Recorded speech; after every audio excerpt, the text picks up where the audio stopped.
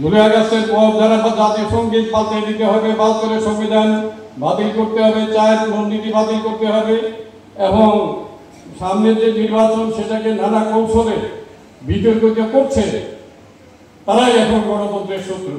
গণতন্ত্রের শত্রু হলো সাম্প্রদায়িক শক্তি বর্তমানে এবং সাম্রাজ্যবাদী শক্তি।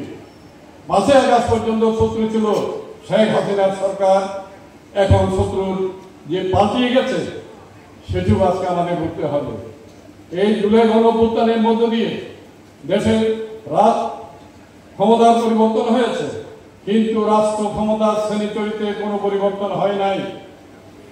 দেশে দ্বিতীয় স্বাধীনতা হয় নাই, বিপ্লব হয় নাই, একটি গণঅভ্যুত্থান হয়েছে ফ্যাসিস্ট স্বৈরাচারী সরকারের বিরুদ্ধে। এই জায়গায় এই ডাইমেনশনটা আজকে আমাদের পরিষ্কারভাবে বুঝতে হবে।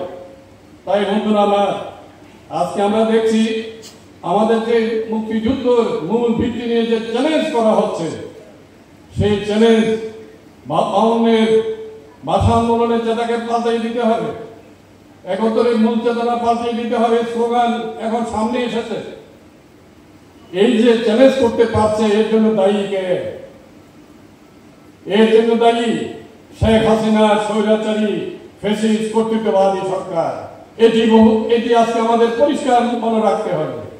জুলাই আন্দোলনে, জুলাই এবং আগস্টের আন্দোলনে আমাদের পার্টি এই আন্দোলনে অংশগ্রহণ করে বিন্দু মাত্র ভুল আমরা করি নাই। এই আন্দোলনে আমরা নীতি নিষ্ঠতার মধ্য দিয়ে এই আন্দোলনে অংশগ্রহণ করেছি। বহুজনের মধ্যে কনফিউশন আছে যে আন্দোলনে আমরা এই আন্দোলনে অংশগ্রহণ করে আমরা ভুল করেছি। বহুজন আমি ফেসবুকে দেখি, সোশ্যাল মিডিয়াতে দেখি, আমাদেরকে কি লাল বদর বলা হচ্ছে। বহুজন লাল বদর বলে আমাদেরকে এই আন্দোলনে থাকার কারণে।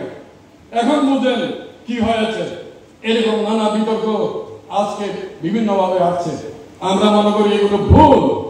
আমরা সঠিকভাবেই স্বৈরাচারের বিরুদ্ধে আন্দোলনে অংশগ্রহণ করেছি।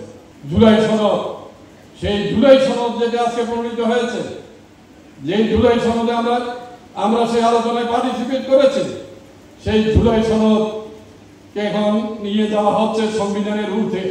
যে জাতীয় সংসদে জুলাই সনদ নিয়ে কোনো প্রশ্ন করা যাবে না, হাইকোর্টে কোনো চ্যালেঞ্জ করা যাবে না, এরকম একটি দাবি আজকে খসড়ার মধ্যে ওই জুলাই সনদের ঐক্যমত কমিশন থেকে এখন সামনে এনেছে।